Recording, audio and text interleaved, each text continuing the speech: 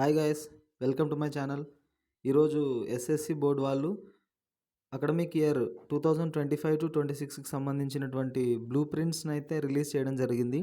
So question paper pattern English ఎగ్జామ్కి సంబంధించి ఎలా ఉంటుందో ఈ బ్లూ ప్రింట్లో చదివి తెలుసుకుందాం మనం. సో మేజర్ చేంజెస్ అయితే ఏం చేయలేదు, ఒక్క చేంజ్ తప్ప. అంటే లాస్ట్ ఇయర్కి ఇప్పటికి సంబంధించి క్రియేటివ్ రైటింగ్స్లో డబ్ల్యూహెచ్ క్వశ్చన్స్ని మాత్రం రిమూవ్ చేయడం జరిగింది. సో ఒకసారి ఓవరాల్ ప్యాటర్న్ ఎలా ఉందో చూద్దాం. ఫస్ట్ సెక్షన్ ఏ 30 మార్క్స్కి ఉంటుంది. సో రీడింగ్ కాంప్రహెన్షన్ అనమాట సెక్షన్ ఏ అంతా. ప్యాసేజెస్ ఇచ్చి దాని గురించి క్వశ్చన్స్ ఉంటాయి కదా, ఇలా ఉంటాయి. సో క్వశ్చన్స్ 1-5 వచ్చేసి a comprehension passage from any prose lesson in the text book with 2 WH questions and 3 MCQs. So prose లెసన్కి సంబంధించి టెక్స్ట్ బుక్లో ప్రోజ్ ఉంటుంది కదా, దాని నుంచి ఒక ప్యాసేజ్ ఇస్తారు. 2 డబ్ల్యూహెచ్ క్వశ్చన్స్ ఉంటాయి, 3 మల్టిపుల్ చాయిస్ క్వశ్చన్స్ ఉంటాయి. ఒక్కొక్క దానికి 2 మార్క్స్ అనమాట, 10 మార్క్స్ ఉంటాయి. ఆ లెసన్ టైటిల్ కూడా ఎండ్ ఆఫ్ ద ప్యాసేజ్ ఇస్తారు. నెక్స్ట్ 6-10 వచ్చేసి a poem for comprehension in the text book with 2 WH questions and 3 multiple choice questions. So second వచ్చేసి 6-10 క్వశ్చన్స్, ఒక పోమ్ ఇచ్చి 5 క్వశ్చన్స్ అడుగుతారనమాట. దీనికి ఒక్కొక్క దానికి ఒక్కొక్క మార్క్ ఉంటుంది, 5 మార్క్స్. అండ్ 11-15 వచ్చేసి a comprehension passage from any lesson in supplementary reader with 5 multiple choice questions. So supplementary reader నుంచి ఒక ప్యాసేజ్ ఇస్తారు, సేమ్ 5 క్వశ్చన్స్ ఉంటాయి, 5 మార్క్స్ ఉంటాయి. సో ఓన్లీ ప్యాసేజెస్కే 20 మార్క్స్ అనమాట. నెక్స్ట్ క్వశ్చన్ నెంబర్ 16 వచ్చేసి reading data arranged in a tabular form, a pie chart, a bar chart or a tree diagram with 5 comprehension questions, 5 marks. ఒక table కానీ, pie chart కానీ, bar chart కానీ, ఒక tree diagram కానీ ఏదోటి ఇస్తారు, 5 questions ఉంటాయి. అంటే 2 WH questions, 2 multiple choice questions, ఒక ఎంసీక్యూ ఉంటుందన్నమాట. సో కొద్దిగా చేంజ్ అయితే చేసినారు. ఆప్షన్స్ ఉండేవి. No, actually there isn't any change. So maximum changes ఏం లేవు, అదొకటి తప్ప, డబ్ల్యూహెచ్ క్వశ్చన్స్ తప్ప. So next question number 17, reading a story, an incident or any scientific event and arranging the jumbled sentences in a meaningful order. So ఏదైనా ఒక story కానీ, ఒక ఇన్సిడెంటో, ఏదైనా సైంటిస్ట్ గురించి, ఇట్లా ఏదో ఒక సైంటిఫిక్ ఈవెంట్ గురించి ఒక ప్యాసేజ్ ఇచ్చి కింద 5 జంబుల్డ్ సెంటెన్సెస్ ఇస్తారు. మనం దాన్ని మీనింగ్ఫుల్ ఆర్డర్లో అరేంజ్ చేయాలన్నమాట. 5 మార్క్స్ ఉంటాయి. ఈ విధంగా సెక్షన్ ఏ 30 మార్క్స్కి ఇస్తారు. Next section B grammar and వొకాబులరీకి సంబంధించి 40 మార్క్స్ ఉంటాయి. అందులో question number 18 combining sentences using who, which, whose, whom. So ఈ 4 రిలేటివ్ క్లాజులతో ఒక క్వశ్చన్ అడుగుతారు. దీనికి సిలబస్ రెఫరెన్స్ యూనిట్ 1 నుంచి మాత్రమే వస్తాయి. సో ఒక క్వశ్చన్కి 2 marks. Next 19, question number 19 changing voice. So active voice ఇచ్చి ప్యాసివ్లోకి చేంజ్ చేయమంటారు అనమాట. దానికి syllabus reference unit 3 work book నుంచి. So 2 marks.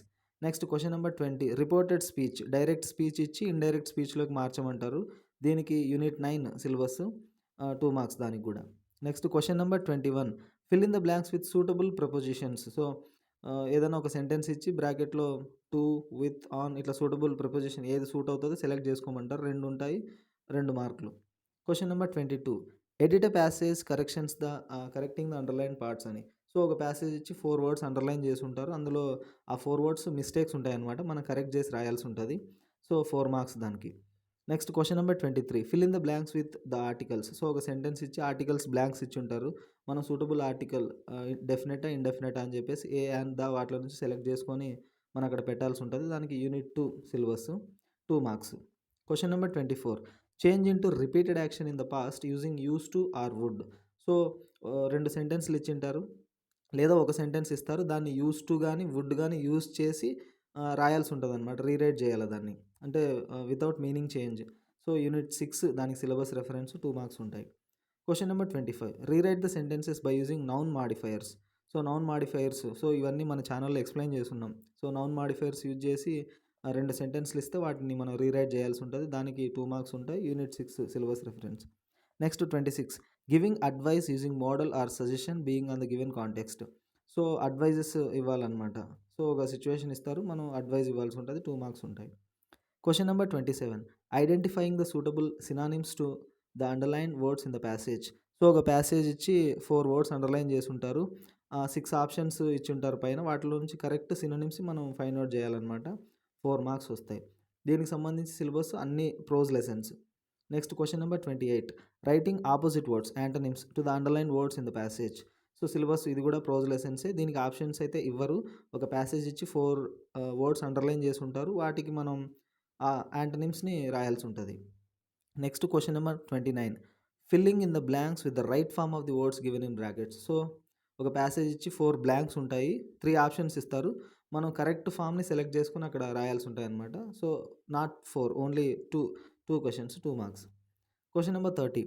Completing the spelling of a word using prefixes or suffixes. So prefix, suffix ఇచ్చుంటారు. మనం కరెక్ట్ ప్రిఫిక్స్‌ని, correct సఫిక్స్‌ని మనం అక్కడ రాయాల్సి ఉంటదనమాట.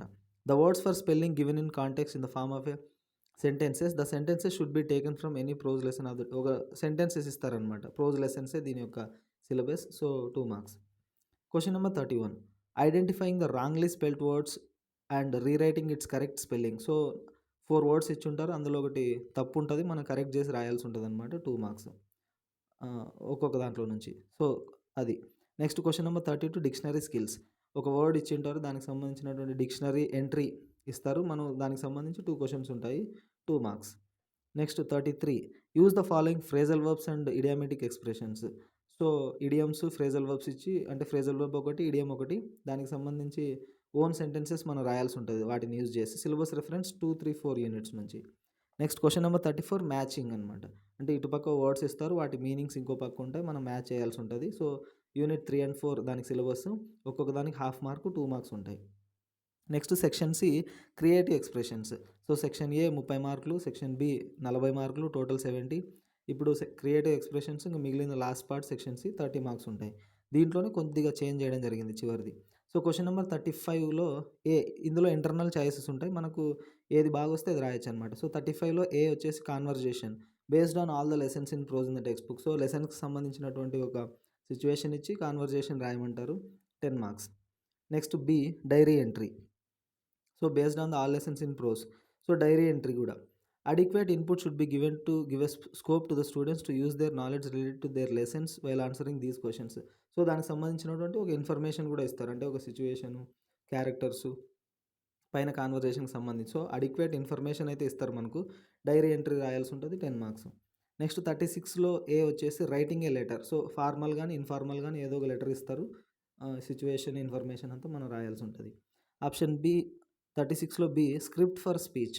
సో ఒక సిచ్యువేషన్ ఇచ్చి దానికి సంబంధించి ఒక స్క్రిప్ట్, అంటే స్పీచ్‌ని తయారు చేయమంటారు మనకు. సో అది 10 మార్క్స్.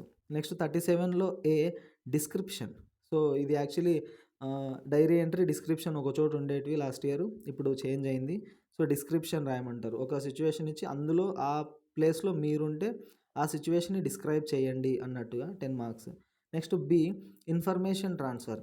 ఇక్కడ actually information transfer WH questions ఉండాలి. డబ్ల్యూహెచ్ క్వెషన్స్‌ని తీసేశారనమాట ఈ ఇయర్. సో అవి లేవు ఇంకా.